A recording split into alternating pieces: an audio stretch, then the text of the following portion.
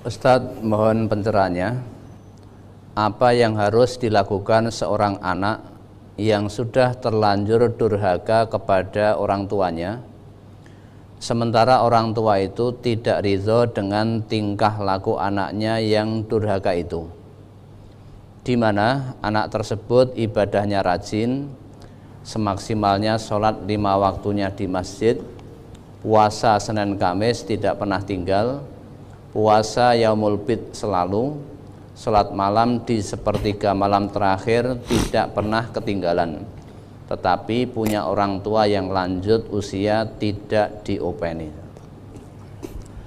Kalau betul demikian yang panjenengan katakan, bertobat ya, segera bertobat sebelum dipanggil oleh Allah, sebelum Allah utus malaikat mautnya, mumpung masih diberi sisa ajal oleh Allah, segera bertobat. Percuma sholat 5 waktu rajin, jamaah di masjid terus, puasa Senin Kemis tidak pernah lewat, sholat malam pun juga tidak pernah lewat, Ayamul Bid tidak pernah lewat, bahkan juga puasa Daud, namun ternyata durhaka kepada orang tuanya, sia-sia. Berarti sholat yang dilakukan baru sebatas rutinitas, isqatul wajib, menggugurkan kewajiban saja, tidak tahu fungsi sholatnya, tidak tahu fungsi puasanya. Padahal fungsi sholat itu tanha anil fahsya wal mungkar. Durhaka kepada kedua orang tua termasuk perbuatan mungkar. Nah, orang yang sholatnya betul loh ya, berfungsi benar, itu tentu tidak akan durhaka kepada kedua orang tuanya, sekalipun orang tuanya berbeda agama. Namun kalau sholatnya baru sebatas rutinitas, maka sangat mungkin dia durhaka kepada kedua orang tuanya. Lebih-lebih orang tuanya sudah sepuh yang harus dalam pemeliharaannya. Puasa itu tujuannya, baik puasa maupun sholat, agar kita menjadi hamba Allah yang bertakwa, bukan hanya sebatas rutinitas. Maka aneh orang yang rutin tertib sholat 5 waktunya, tertib tahajudnya, tertib zuhanya, disiplin puasa Ramadannya, istiqomah puasa sunnahnya, kok durhaka kepada orang tuanya, ini aneh. Berarti dia tidak paham fungsi sholat dan puasanya. Padahal salah satu keutamaan sholat tahajud itu, asa ayyab'asaka rabbuka maqamam mahmudah. Kita diangkat derajat kita tinggi-tinggi oleh Allah ke tempat yang terpuji. Orang yang disiplin melazimi sholat tahajud itu dijanjikan oleh Allah akan diangkat derajatnya tinggi-tinggi menuju maqam mahmudah, tempat yang terpuji. Lah orang terpuji bagaimana mungkin akan diangkat oleh Allah menuju tempat yang terpuji, sedangkan masih durhaka kepada kedua orang tuanya? Tentu tidak akan terjadi.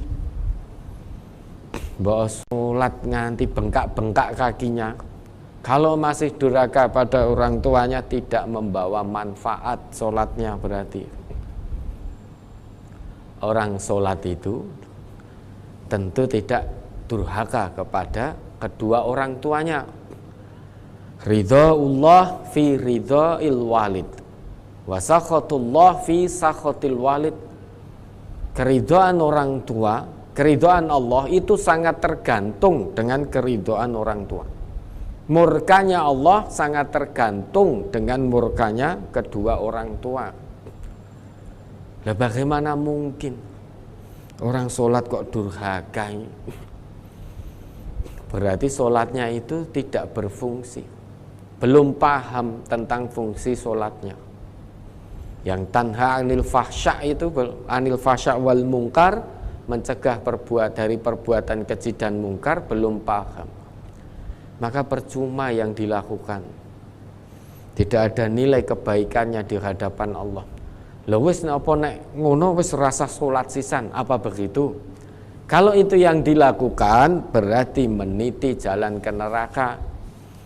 Memilih meniti jalan ke neraka. Harusnya berpikirnya bukan seperti itu. Berpikirnya, oh berarti saya harus bertobat, mohon ampun betul kepada Allah. Mohon ampun betul kalau selama ini ternyata saya bermaksiat, durhaka kepada kedua orang tua kita, menyebabkan seluruh amal saya tidak ada nilainya di hadapan Allah. Sholat saya tidak bernilai, puasa saya tidak bernilai, zakat saya, infak saya, sedekah, haji, umroh saya tidak bernilai. Biar bernilai, maka saya rubah. Saya harus berbakti kepada kedua orang tua saya.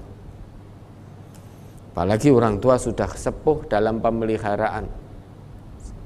Rawat dengan penuh keikhlasan, rawat dengan penuh kesabaran, rawat dengan penuh kesayangan. Ucapkan dengan ucapan yang santun, tutur kata yang lembut, rendahkan diri kita di hadapan beliau berdua. Jangan membentak, jangan mencep, jangan berlaku kasar, jangan marah-marah kepada orang tua, jangan bermuka masam. Itu semua menjadi penyebab kita durhaka kepada kedua orang tua kita. Kalau sudah begitu, tidak ada manfaat kebaikan yang kita lakukan. Maka rubah, tobat kepada Allah, mumpung masih diberi sisa usia oleh Allah sebelum terlambat. Kalau sudah terlambat, di hadapan Allah nanti akan menyesal. Ya hasrata ala ma farrattu fi jambillah wa in kuntu laminas sakhirin. Duhai alangkah besar penyesalanku yang telah lalai menunaikan kewajibanku kepada Allah. Dan sungguh saya dulu termasuk orang yang mengolok-ngolok agama Allah. Penyesalan yang tiada guna. Salah satu kewajiban kita kepada Allah adalah mentaati perintah Allah. Sedangkan salah satu ketetapan Allah perintahkan kita agar berbakti kepada kedua orang tua. Wa qadha rabbuka alla ta'budu illa iyyah. Dan Tuhanmu telah menetapkan, telah memerintahkan kepadamu agar kamu jangan menyembah selain kepada Allah. Wabil walidaini ihsana. Dan Tuhanmu yaitu Allah juga telah memerintahkan, menetapkan kepadamu agar berbuat ihsan, berbuat baik kepada kedua orang tuamu. Bukan karena beliau adalah orang tua kita, bukan hanya semata itu, namun kita berbakti, berbuat baik kepada kedua orang tua karena ihsan. Tujuannya itu ihsan, yaitu berbuat perbuatan baik yang kita lakukan tujuannya karena Allah, bukan hanya semata karena kedua orang tua kita, namun karena dalam rangka mentaati perintah Allah. Nah, itu orang mukmin selalu taat secara kafah apa yang menjadi perintah Allah itu untuk ditaati. Tidak ada alasan apapun bagi mukmin untuk durhaka kepada kedua orang tuanya, sekalipun orang tuanya berbeda keyakinan, berbeda akidah. Selama perintahnya benar, wajib kita as-sam'u wat ta'ah, mendengar dan taat. Kalau perintahnya tidak benar, la sam'a wa la ta'ah, jangan didengar, jangan ditaati. Jangan didengar, jangan ditaati bukan berarti kita boleh berkata kasar. Tidak. Bagaimana Nabi Ibrahim, yang mana bapaknya menentang dengan begitu kerasnya terhadap Nabi Ibrahim. Bapaknya Nabi Ibrahim itu bukan hanya penyembah berhala saja, pembuat berhalanya sekaligus. Namun ketika ini menentang Nabi Ibrahim Dengan begitu keras Nabi Ibrahim tetap berkata santun, ya abadi, wahai ayahanda. Maka tidak dibenarkan seorang anak, ya, seorang muslim, seorang mukmin, untuk alasan apapun tidak dibenarkan oleh agama kita untuk durhaka, berkata kasar, marah-marah, bentak-bentak, apalagi sampai tidak mengurusi merawat orang tuanya yang sudah usia lanjut dan butuh perawatan, butuh pemeliharaan, apalagi orang tuanya sudah pikun, tidak tahu mana barat, mana timur, tidak tahu mana hak, mana batil karena sudah pikun, akalnya sudah tidak sehat. Maka ya jangan marah. Orang tua yang sudah pikun mungkin terkadang beliau buang air kecil, buang air besar di kasur karena tidak tahu, sudah tidak bisa membedakan kemana harus buang air kecil, kemana harus buang air besar. Beliau tidak pirsa. Maka jangan marah ketika tiba-tiba orang tua yang sudah pikun numplak ke nasi, diecer-ecer begitu, jangan marah. Mengapa? Karena sudah pikun, akalnya sudah hilang, beban syariat sudah diangkat, tidak terkena beban syariat pada orang tua yang sudah pikun. Lah dahulu ketika kita kecil, kita sering ngompoli orang tua kita, BAB juga ngenai wajah orang tua kita. Orang tua kita malah tersenyum bahagia, tidak marah-marah, tidak lantas kita dipukul. Kan dia nih ngeyel, ngompoli wong tua terus, ora sopan ngompoli raine wong tua. Orang tua kita tidak begitu. Justru tersenyum, malah dililing-liling. Doa orang tua itu selalu agar anaknya sehat, dijaga kesehatannya oleh Allah, tumbuh kembangnya dalam keadaan yang sehat, seger waras. Itu doa orang tua kita. Nah, kita beda. Ketika orang tua sudah sepuh dalam perawatan kita, harapan kita kapan mati nih, kok mati-mati. Wis marai kesel, jengkel ke, ngesel ke, marai raiso ditinggal ning dindi. Padake uripku monggo ngurusi wong tuaku. Nah, itu kita. Na'udzubillah, maka tobat, ya, tobatan nasuha. Bersyukur Allah masih beri sisa usia sehingga masih diberi kesempatan oleh Allah memperbaiki kesalahan-kesalahan untuk bertobat kepada Allah atas kedurhakaan yang sudah dilakukan kepada orang tuanya. Mudah-mudahan tobatnya diterima oleh Allah, ya, sehingga hingga akhir hayat tetap dalam bakti kepada orang tua. Dan jika orang tua sudah meninggal, asal orang tua kita mukmin, beliau termasuk orang-orang yang menjaga sholatnya, kita tetap bisa berbakti kepada kedua orang tua kita dengan cara mendoakannya, memohonkan ampun kepada Allah atas dosa-dosa keduanya, menunaikan, menyempurnakan wasiat keduanya selama wasiatnya itu dibenarkan oleh agama, kemudian menyambung silaturahim, kemudian menjaga hubungan baik dengan kerabat-kerabat kedua orang tua kita. Ya, mudah-mudahan bisa dipahami. Ada lagi? Bolehkah saya mendoakan orang tua yang sudah meninggal, yang ketika hidupnya sholat tapi tidak bersedekap seperti kita? Tidak bersedekap sholatnya itu dalam arti dia berdoa, doanya menyembah matahari, minta pada Roro Kidul atau bagaimana, tidak bersedekap. Kalau tidak bersedekapnya yang dimaksud adalah orang tua kita, orang tua panjenengan ini, dia berdoa, memohon, menyembah matahari. Kan ada itu penyembah matahari itu kan yorekae sholat. Dia tidak melakukan sedekap, namun yang disembah matahari dan sholat. Rumongsone sholat. Salah satu sholatnya tidak bersedekap. Tetapi yang disembah matahari bukan Allah. Yang disembah Nyi Roro Kidul bukan Allah. Kalau yang dimaksud tidak bersedekap adalah demikian, maka kita tidak diperbolehkan oleh agama kita mendoakan orang tua kita yang melakukan hal tersebut.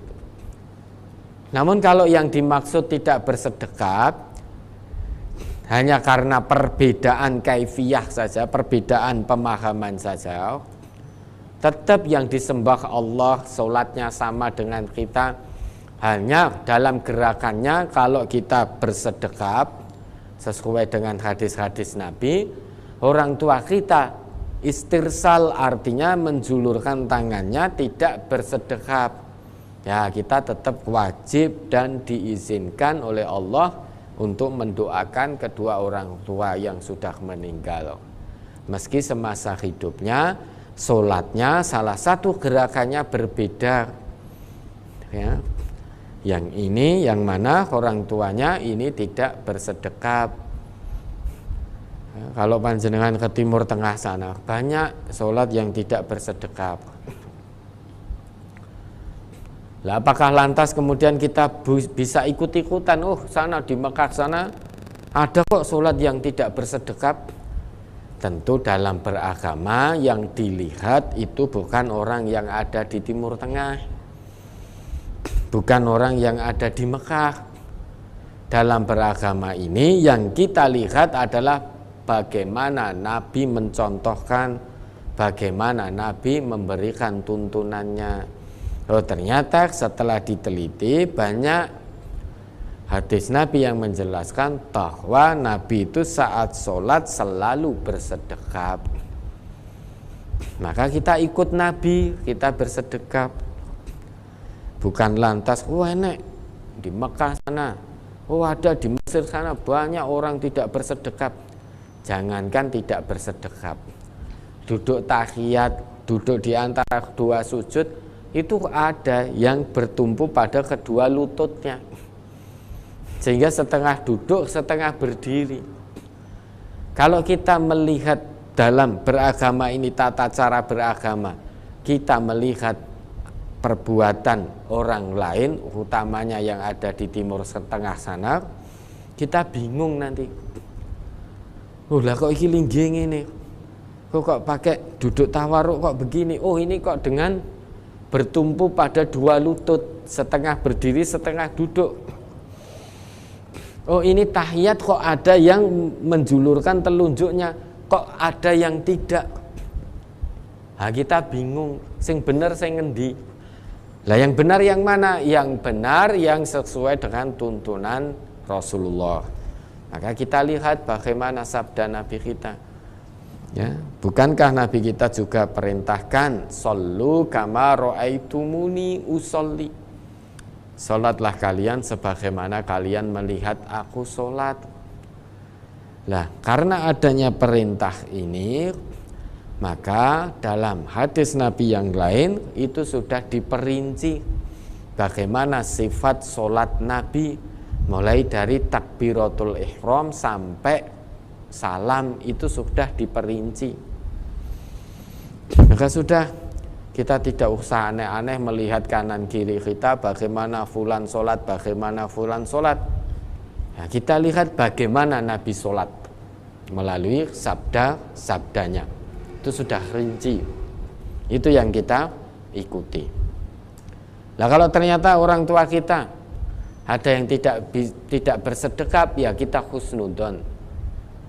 Karena ilmu yang didapat oleh orang tua kita, yang diyakini kebenarannya oleh orang tua kita adalah dengan tidak bersedekap.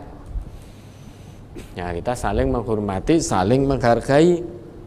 Ketika orang tua meninggal, meski sholatnya tidak bersedekap, maka wajib bagi kita untuk tetap mendoakan, memohonkan ampun bagi keduanya sebagai bentuk bakti kita kepada Allah, kepada Rasul, dan juga kepada kedua orang tua. Ya, ada lagi. Beberapa hari yang lalu, saudara dari ayah saya mau buka usaha baru. Selama ini usahanya sudah hancur karena pandemi. Sebelum membuka usaha baru tersebut, saudara ayah saya menanyakan kepada guru spiritualnya, menanyakan hari tanggal yang pas untuk berjualan. Disarankan untuk meminta restu dan mohon maaf kepada ibu dengan cara membasuh kakinya.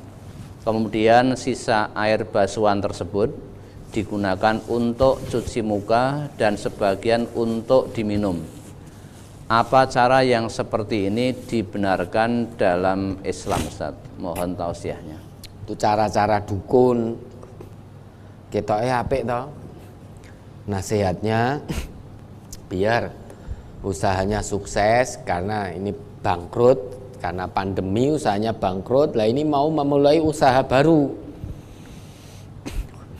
datang ke guru spiritualnya, orang pintar lah. Nasihatnya ketoke apik. Datanglah kepada ibumu, mohon restu kepada ibumu. Nah, dengan cara basuhlah kaki ibumu, kemudian sisa basuhan air dari basuhan kaki ibumu itu gunakan untuk membasuh mukamu dan sebagiannya kamu minum. Ketoke apik toh, mencatut ibunya, sehingga mohon doa restu pada ibu. Nah, kelihatannya baik. Nah, tetapi ini cara-cara dukun, dikemas, mencatut ibu kandungnya, koyone apik, koyone bekti.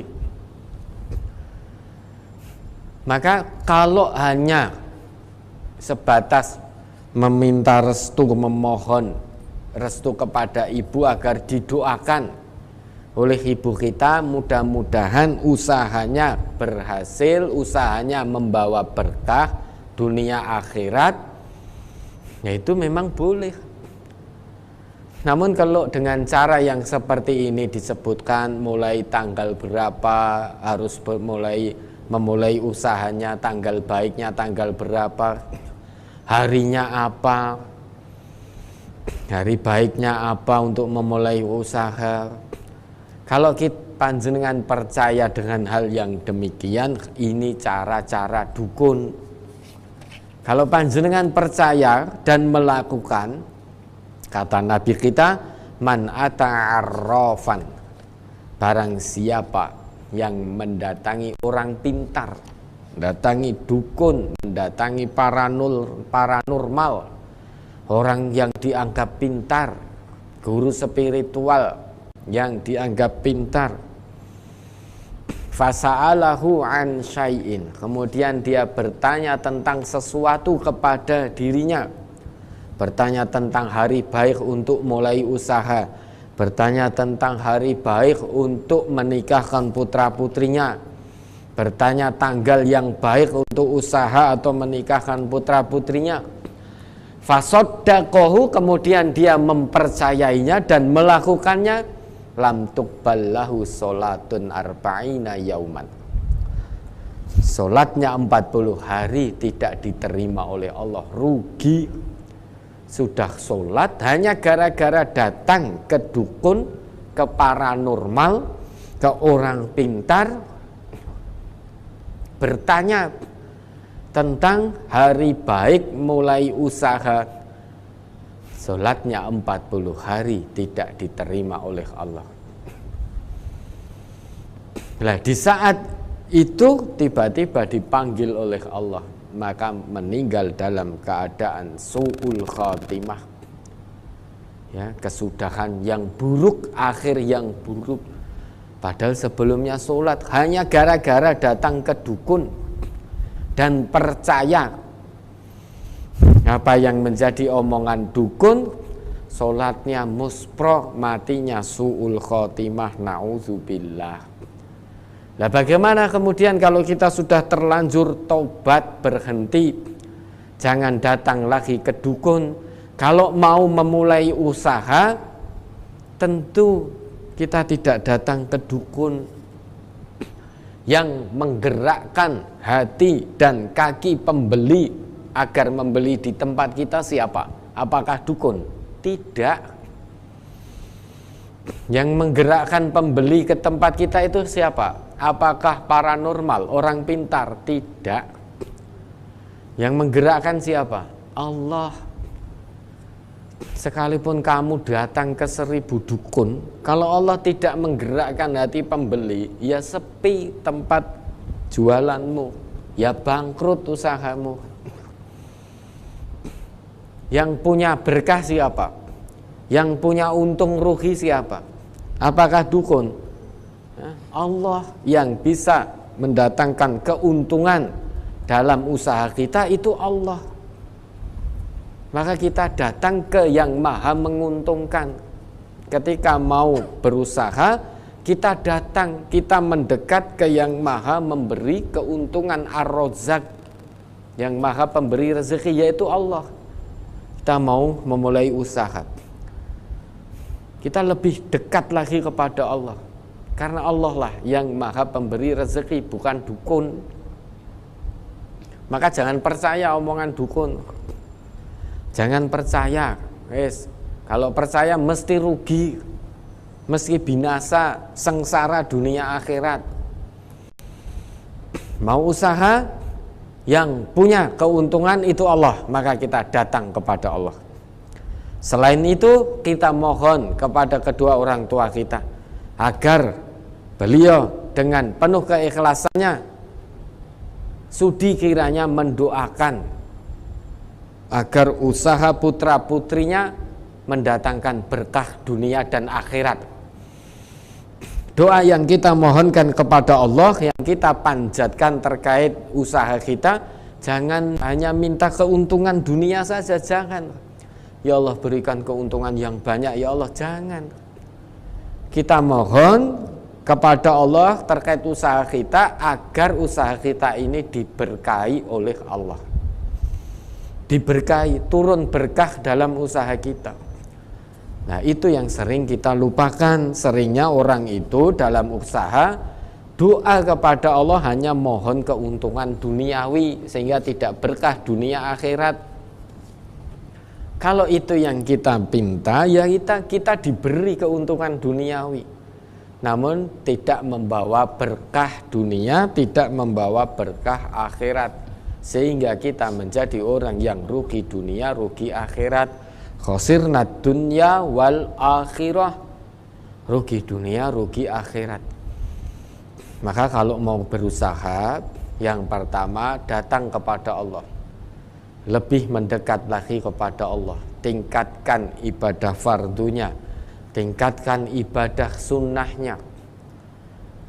Ya, bangun tengah malam, sepertiga malam, sulusul lail, mohon kepada Allah, mohon kebaikan dunia dan akhirat. Kalau terkait dengan usaha, mohon agar usahanya diberkahi. Terkait dengan pekerjaannya, mohon kepada Allah pekerjaannya dilancarkan, pekerjaannya diberkahi oleh Allah. Senantiasa kita diajarkan doa oleh Nabi kita, ya, oleh syariat agama kita. Allahumma rzuqna ilman nafi'a wa rizqan thayyiba wa amalan mutaqabbala. Ya Allah, karuniakanlah kepada kami ilmu yang bermanfaat, wa rizqan thayyiba, rizki yang baik. Itu yang diajarkan kepada kita, permohonan kepada Allah. Kita tidak diajarkan untuk berdoa wa rizqan kasiron, itu tidak, tapi waris thayyiba, rizki yang baik. Kalau sudah thayyib pasti halal, pasti berkah. Rezeki yang sudah thayyib pasti cara pemerolehannya halal dan bermanfaat bagi tubuh dan berkah dunia dan akhirat. Itu rezeki yang thayyib. Maka diajarkan senantiasa kita memohon kepada Allah, Allahumma rzuqna ilman nafi'a. Ya Allah, karuniakanlah kepada kami ilmu yang bermanfaat, warizqan thayyiba, rizki yang thayyib, yang baik.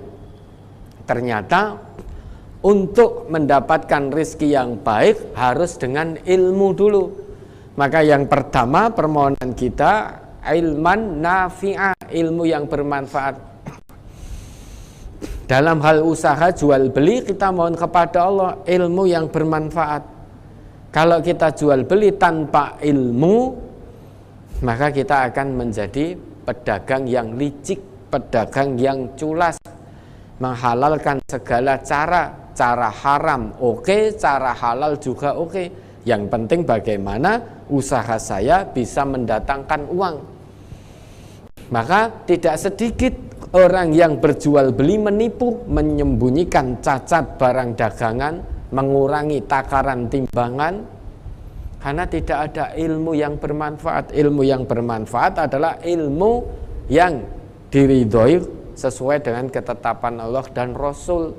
Itu ilmu yang bermanfaat. Sekalipun itu ilmu, namun kalau tidak sesuai dengan ketetapan Allah dan Rasul, maka itu hanya sebatas ilmu, tidak ada iman di situ.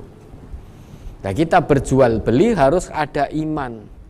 Ilmu disertai dengan iman. Sesuatu yang tampak, yang bisa dilihat oleh mata, namanya ilmu. Ya, ilmu jual beli begini itu tampak oleh mata, namanya ilmu.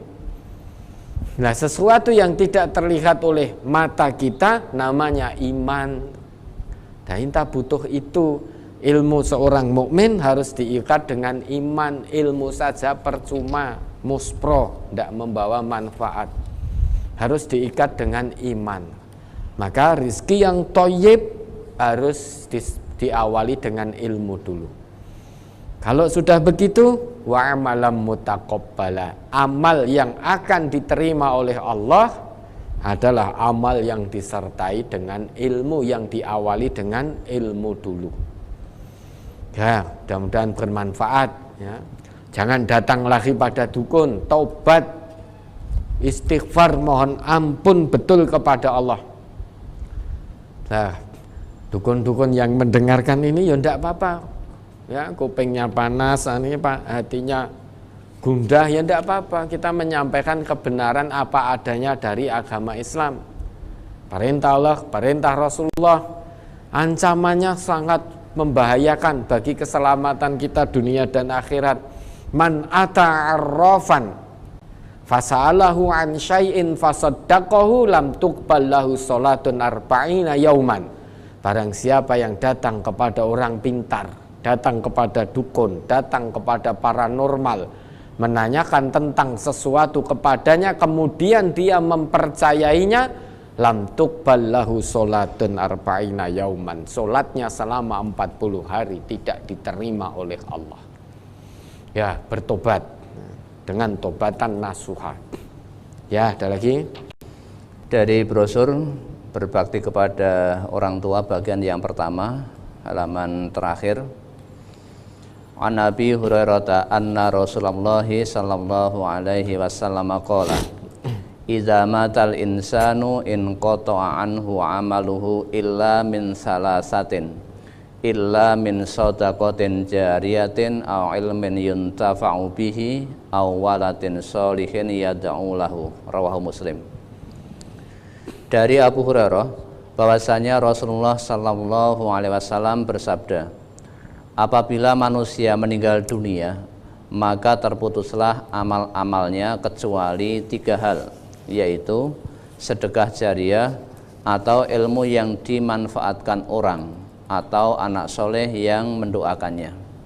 Pertanyaan, ada seorang non-muslim lalu dia menjadi mu'alaf dan memiliki banyak usaha di bidang perkebunan dan pertambangan.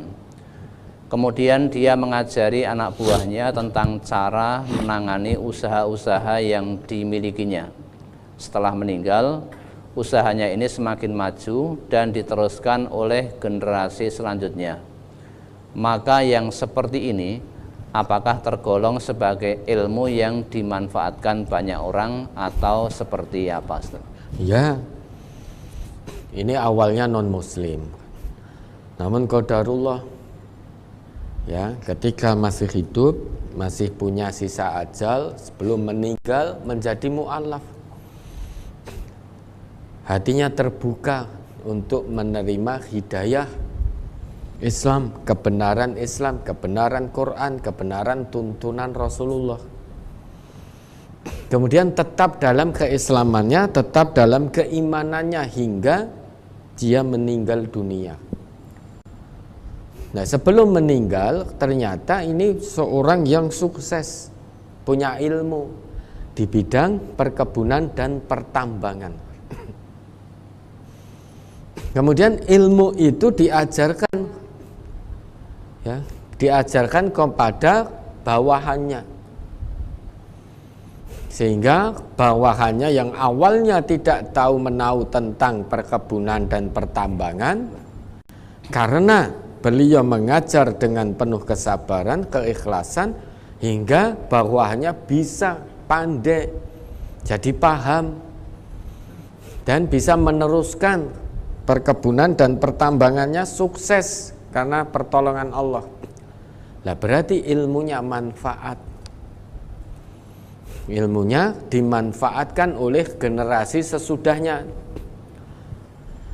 Sehingga saat dia mengajar bawahannya, mengajari bawahannya dengan penuh kesabaran, keikhlasan, kalau dia sudah mu'alaf, sudah menjadi seorang muslim, maka saat dia mengajar itulah dia mendapatkan pahala kebaikan dari Allah.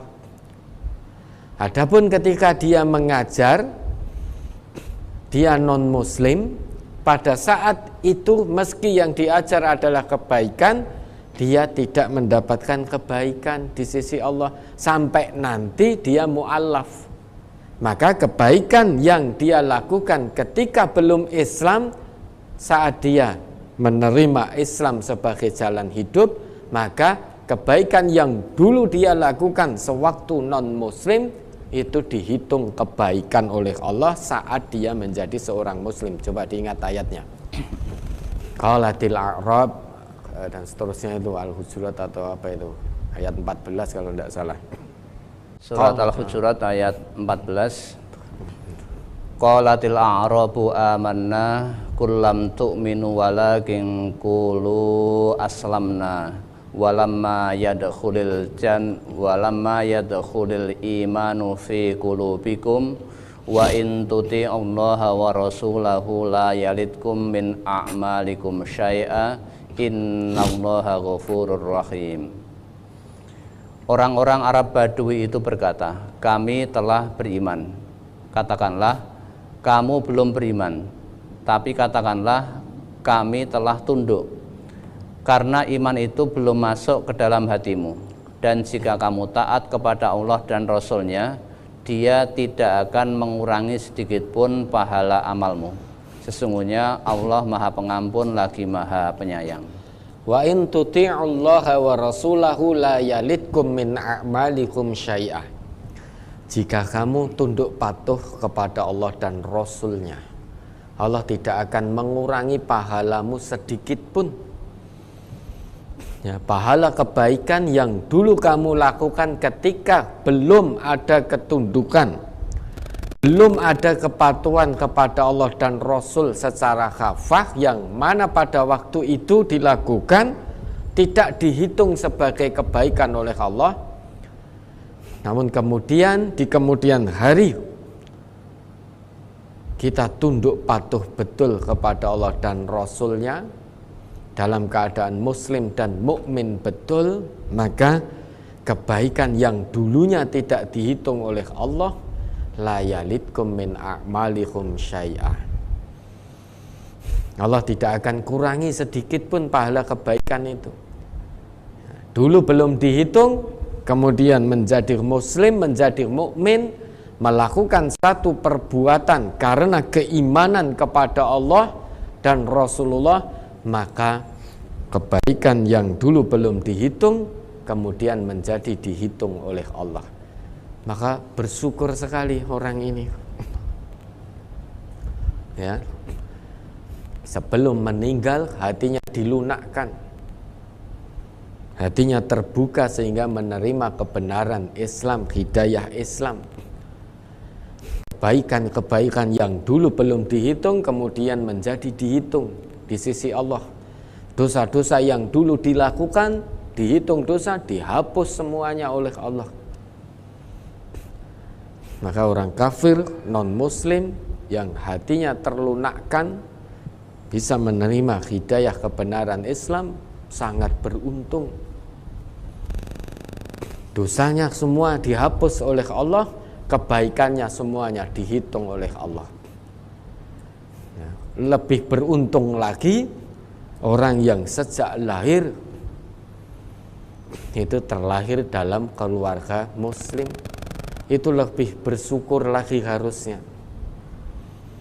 Karena sejak kecil dididik, diajar nilai-nilai Qur'ani, ya, diajar tentang tuntunan Rasulullah, diajar tentang kebenaran Al-Quran, maka harus bersyukur lagi.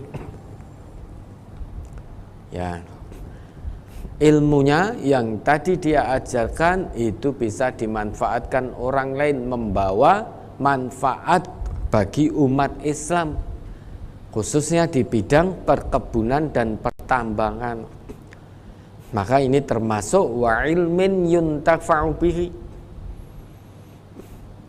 Pahalanya ketika dia mengajarkan ilmu tersebut, dia dapat kebaikan di sisi Allah, karena dia mewariskan ilmu yang bisa dimanfaatkan dan bermanfaat bagi din serta bagi umat Islam, khususnya di bidang perkebunan dan pertambangan. Ya, ada lagi. Apakah berdosa menasihati orang tua tentang agama sampai orang tua jengkel pada anaknya? Tidak. Nah, bagaimana cara menasihatinya? Maka memberikan nasihat kepada orang tua tetap bil mau'izatil hasanah, dengan nasihat yang baik. Wajadilhum billati hiya ahsan. Ya. Jangan memberikan nasihat tapi dengan nasihat kata-kata yang kasar, kata-kata yang ketus. Nah, kalau orang tua panjenengan berikan nasihatnya, oh kandhane kok ngeyel, itu tentu tidak akan bisa diterima oleh orang tua. Wis to Pak, wis to Bu, manut to iki. Aja ngeyelan ngono kuwi. Lah tentu yang terngiang di benak orang tua kalimat panjenengan itu. Wih, anakku kok kasar men itu. Nasihatnya meski baik, tapi tidak bisa masuk di hati orang tua panjenengan. Yang muncul kejengkelan. Iki saplok ngaji ning MTA iki kok anakku kasar men to iki. Ha begitu. Wis to Pak, wis to Bu, manut to iki. Kandhane aja ngeyelan ngono kuwi. Yang diingat kalimat ojo ngeyelan, wah iki anakku kok ngeyel-ngeyel ke aku. Nah, maka muncul kejengkelan. Memberikan nasihat, meski nasihat tentang kebenaran. Ya contohlah seperti Nabi Ibrahim. Ya abadi, duhai ayahanda, lembut sekali masukkan nasihat-nasihat yang baik dengan penuh kelembutan, penuh kesantunan. Lihat kondisi orang tuanya.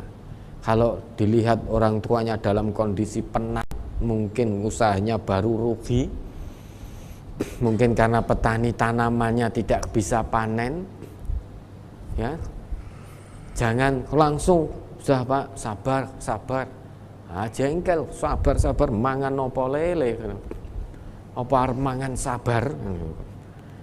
Ada orang tua yang seperti itu. Panene ora iso banjir, mbok kon sabar apa mbok kon mangan sabar? Apa sabar kuwi iso mareki? Nah, maka jangan saat itu memberikan nasihat, mungkin bisa besok ketika orang tua sudah agak sedikit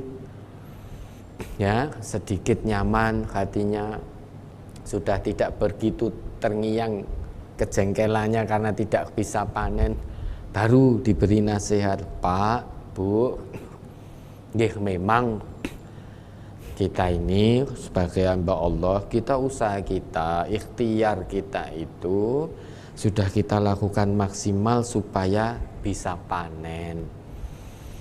Namun ternyata Allah berkehendak lain, Pak, berkehendak lain, Bu, kita tidak bisa panen. Nah, Awake dhewe niki seorang muslim, kita yakin Ar-Razzaq itu Allah.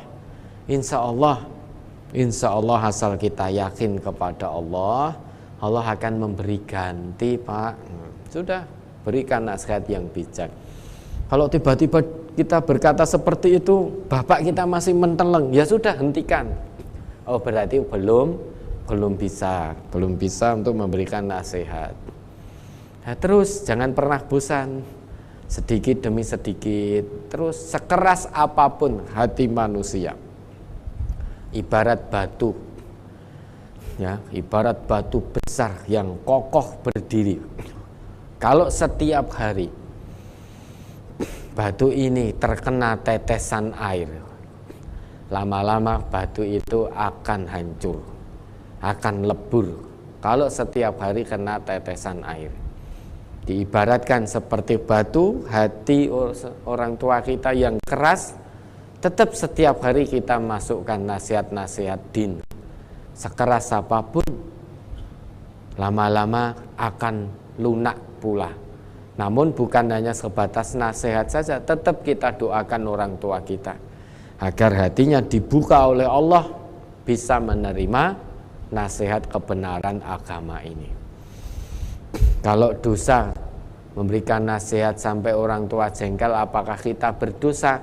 Lihat dulu caranya. Kalau panjenengan memberikan nasihat dengan kalimat-kalimat yang kasar, dengan bentak-bentak, ya berdosa. Sudah, berikan nasihat dengan orang tua dengan nada ya agak humor, agak berisine agak guyonan, itu insya Allah lebih bisa diterima. Dengan kata yang santun, oh nggih pun Pak, nggih pun Bu, nek sak menika dereng kersa salat, nggih kula nyuwun ten Gusti Allah mugi-mugi mengke sonten pun kersa. Nek dereng kersa nggih mugi-mugi mengke maghrib. Nggih nek dereng karsa mugi-mugi sebelum ibu bapak sedo niku pun kersa salat. Ning nggih niku Pak, nggih niku Bu. Nggih mati itu kita ndak tahu kapan datangnya. Nggih monggo sebelum sedo segera mawon salat, karena kita mboten ngertos jenengan nggih mboten pirsa kapan nanti bakal ditemui oleh malaikat Israil. Udah, dengan cara yang santun seperti itu, insya Allah sembari didoakan terus, husnudzon terus pada Allah, Allah akan bukakan hati kedua orang tua panjenengan. Ya, ada lagi. Seandainya orang tua mampu dalam arti punya uang, apa sebagai anak masih punya kewajiban memberi orang tua, Ustaz? Dalam sebuah sabda Nabi pernah bersabda, ada seseorang yang mengadu kepada Nabi, ya, mengadu bahwa orang tuanya punya hutang kepada dirinya.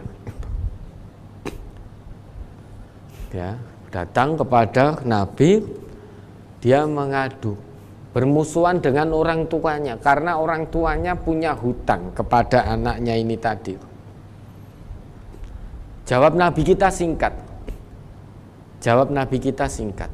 Apa jawab Nabi kita? Anta wa maluka li abika. Kamu dan hartamu itu milik bapakmu. Dan Nabi kita dalam sabdanya yang lain, inna atyaba min kasbir rajuli waladuhu. Sesungguhnya yang paling baik usaha seorang laki-laki adalah terhadap anaknya. Fakulu min amwalihim, maka makanlah dari harta anak-anakmu. Dalam hadis itu Nabi kita mengajarkan kepada kita agar jangan bakhil kepada kedua orang tua. Jangan bakhil. Sampai kapanpun kita dan harta kita itu milik orang tua kita. Nah ini aneh, anak kok perhitungan sekali dengan orang tuanya. Apalagi sampai orang tuanya dihitung hutang. Kowe utang semene ya Pak, kapan isohmu nyawur? Wah sudah, anak ini mau nemui apa kalau begini? Utang semene ya Pak, kapan isohmu nyawur? Selatan gunu kok ke kelambi bojoku. Sudah, kecelakaan dunia akhirat kalau anak seperti ini terhadap orang tuanya. Bahkan dicatat itu dalam buku hutang. Bapak hutang 1 juta, ibu 2 juta, janji 1 minggu, Pak, endi Pak? Bu, endi Bu? Lah, dulu saja bapak ibu kita ini merawat kita sejak usia kandungan sampai kita besar, sampai menikah, sampai kita punya anak. Itu nek dihitung, kira-kira sudah berapa ratus juta, sudah berapa miliar. Nek dihitung, kira-kira bapak ibu kita minta ganti apa enggak? Semiskin apapun bapak ibu kita, niscaya tidak akan mengharapkan uang dari putra putrinya. Yang diharapkan bapak ibu kita semiskin apapun bapak ibu kita adalah tetap kesehatan, kebahagiaan putra putrinya. Bahkan tidak jarang bapak ibu kita hidup terbatas, punya makanan terbatas, belum makan, masih dalam keadaan lapar, tetap mempersilahkan anaknya. Le, nduk, kono maem mosik, bapak ibu wis maem, bapak ibu sudah dahar. Padahal belum. Beteke opo? Biar anaknya tidak merasakan lapar. Dah, le, nduk, nang, sana makan ya, sudah disiapkan di meja makan. Padahal tinggal itu porsinya. Bapak ibu sudah dahar. Kowe kono ndang maemo. Kondisi bapak ibu kita mungkin sedang sakit. Mungkin sedang sakit, tetapi tidak jarang kita dapati bapak ibu kita ngendika. Sudah Pak, misalkan kita ngomong, sudah Pak, Bu, pun jenengan man leren ingkang nyambut damel. Mengke kula cukupi. Jenengan niki sedang gerah. Bapak Ibu banyak yang menjawab, murah apa-apa, aku jik sehat. Aku ijik sehat. Karena apa? Bapak Ibu itu tidak ingin terlihat dirinya susah di hadapan anak-anaknya. Karena ngerti, kalau sampai anak-anaknya tahu orang tuanya susah, anak-anaknya juga akan ikut susah. Dan orang tua kita umumnya tidak tega melihat anak-anaknya susah. Namun banyak anak-anak yang tega melihat orang tuanya menderita. Maka ini kalau ditanyakan, apakah jika orang tua itu mampu, kita sebagai anak masih punya kewajiban memberikan kepada kedua orang tua? Jangankan orang tua panjenengan mampu, tidak mampu pun panjenengan tidak mengharapkan pemberian apapun dari anaknya.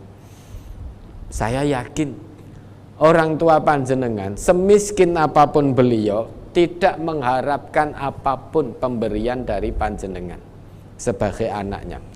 Justru semiskin apapun beliau, sekaya apapun panjenengan, apa yang dipunya orang tua suatu saat, misalkan punya memasak sesuatu, diada-adakan dengan kondisi serba terbatas, tetap jika rumah panjenengan dekat, orang tua akan mengirim masakan itu untuk anak dan cucunya. Padahal orang tua tidak punya. Disisihke nggo anak ro putuku. Itu orang tua. Maka aneh ini kok ditanyakan, apakah kita masih punya kewajiban? Ketahuilah anta wa maluka li abika, itu berdasarkan sabda Nabi. Kamu, dirimu dan hartamu itu milik bapakmu. maka jangan bakhil.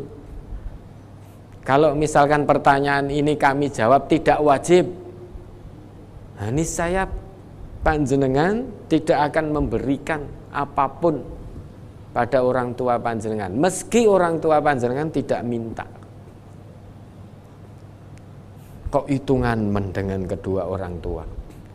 Orang tua saja nggak pernah hitungan dengan kita. Sudahlah, apapun yang kita berikan kepada kedua orang tua kita tidak pernah melihat nilai pemberian kita. Yang dilihat orang tua kita adalah, oh ternyata anak saya juga memperhatikan saya, ternyata masih mencintai saya, masih menganggap saya sebagai orang tuanya. Meskipun panjenengan hanya memberikan hal yang remeh, namun di hadapan orang tua itu menjadi sesuatu yang sangat berharga.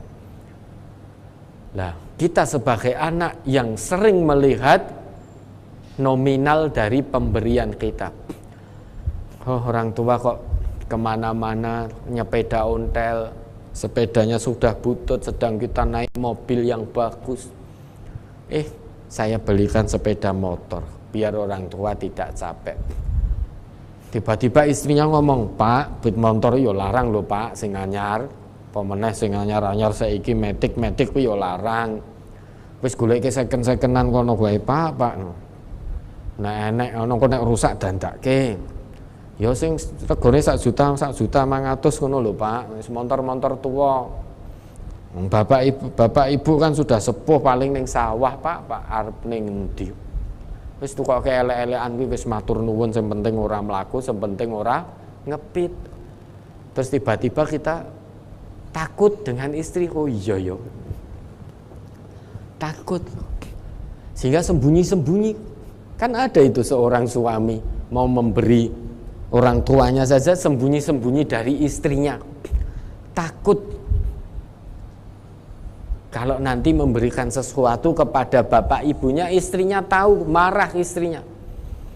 Suaminya takut. Pengecut suami seperti ini. Lebih takut dia pada istrinya. Ya, tidak bertakwa kepada Allah. Nah, kita hitungan ketika memberi orang tua, melihat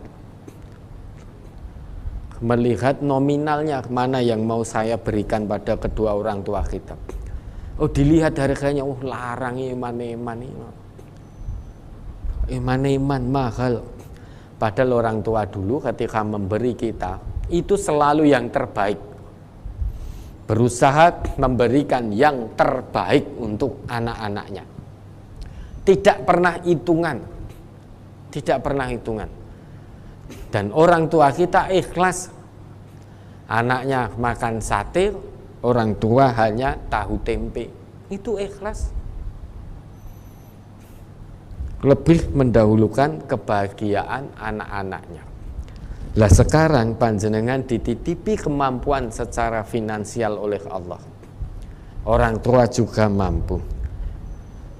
Apa salahnya ya, panjenengan memberikan sesuatu untuk orang tua? Insya Allah orang tua nggak melihat nominalnya, bukan barangnya yang dilihat oleh orang tua, namun perhatian anaknya ini yang dilihat oleh orang tua. Lebih-lebih orang tuanya hidup di garis kemiskinan, anaknya dimampukan oleh Allah, tidak memberi orang tuanya hanya gara-gara takut kepada istrinya. Ingat, anta wa maluka li abika. Kalau bukan karena Allah dan melalui perantara orang tua panjenengan, orang tua kita, niscaya kita tidak akan ada di dunia ini. Jangankan menjadi seorang yang kaya, kita hidup di dunia ini pun tidak mungkin tanpa pertolongan Allah melalui perantara kedua orang tua kita. Sehingga keberadaan kita di dunia ini tidak bisa dilepaskan dari perantara kedua orang tua kita, pertolongan Allah yang Allah titipkan kepada kedua orang tua kita. Sehingga qadarullah Kedua orang tua kita pola, qadarullah kemudian hadir kita atas izin Allah. Ngono kok kemagi, ngono kok kemayu. Acuh tak acuh terhadap kedua orang tua. Kalau bukan karena Allah melalui perantara kedua orang tua kita, kita nggak akan ada di dunia ini. Ya, apalagi menjadi seorang yang kaya. Sangat tidak mungkin, wong ada saja tidak, bagaimana mungkin menjadi orang yang kaya. Ya, ada lagi. Bagi seorang anak mendoakan kedua orang tua yang sudah meninggal dunia agar diampuni dosanya oleh Allah, itu adalah salah satu cara mewujudkan baktinya anak terhadap kedua orang tua. Namun semasa keduanya masih hidup, sebagai anak belum sempat membenarkan akidah mereka yang cenderung Islam kejawen, melakukan sholat tapi masih sesaji. Ini bagaimana Pak Ustadz? Karena sebagai anak mengenal kajian Quran Sunnah seperti MTA setelah kedua orang tua meninggal dunia. Ya didoakan. Nah ini kan orang tua panjenengan semasa hidupnya sholat, tetapi juga terkadang masih melakukan sesajen. Namun secara tata lahirnya itu sholat. Ya, sholat 5 waktu juga. Namun juga tetap rutin melazimi sesajen. Lah bagaimana kewajiban kita sebagai anak? Karena orang tua kita semasa hidupnya sholat, maka kewajiban kita mendoakan, mohonkan ampun kepada Allah atas dosa-dosa yang dilakukan oleh orang tua kita. Nah, terlepas dosa sesajennya nanti diampuni oleh Allah atau tidak, itu urusan Allah. Yang jelas kita diizinkan, ya, diizinkan oleh Allah, oleh Rasulullah untuk mendoakan orang tua yang sudah meninggal ketika beliau semasa hidupnya itu mendirikan sholat, mengerjakan sholat. Kita diizinkan untuk memohonkan ampun keduanya. Diterima atau tidak, dosa kejawennya diampuni atau tidak, itu urusan Allah. Kewajiban kita berbakti kepada keduanya meski sudah meninggal. Mari kita lakukan dengan maksimal, terus mohonkan ampun. Ya, mudah-mudahan dengan doa yang senantiasa terpanjatkan, Allah mengampuni dosa-dosa beliau. Ya, insya Allah tetap kita diizinkan, diperbolehkan mendoakan orang tua yang masa lahirnya sholat, namun tata lahirnya juga tetap sesajen. Sajen itu perbuatan syirik, perbuatan musyrik, perkara diampuni oleh Allah. Wallahu a'lam, urusan Allah. Kita juga kewajiban kita mendoakan, mudah-mudahan diampuni oleh Allah. Ya, ada lagi? Sementara cukup. Cukup? Ya. Masih banyak pertanyaan terkait brosur? Masih banyak. Ya, baik Bapak Ibu, Saudara dan Saudari, pertanyaan yang terkait dengan brosur insya Allah akan kita jawab di pertemuan berikutnya. Mudah-mudahan Allah masih memberikan kesempatan kita untuk hidup sehingga kita masih bisa melanjutkan aktivitas fisabilillah ini sebagai salah satu ikhtiar usaha kita untuk menyiapkan bekal sebaik-baiknya menghadapi hari kematian kita masing-masing. Ya, memang berbakti kepada kedua orang tua, meski hadis brosur ini terus seringkali berulang, namun ini sangat penting. Ternyata masih banyak anak-anak kita, generasi kita yang sekarang ini menamakan dirinya generasi milenial, ternyata banyak yang berani, banyak yang durhaka kepada kedua orang tuanya, baik durhaka secara perkataan kasar maupun perbuatan, dengan memukul dan lain sebagainya, maupun dengan sikap.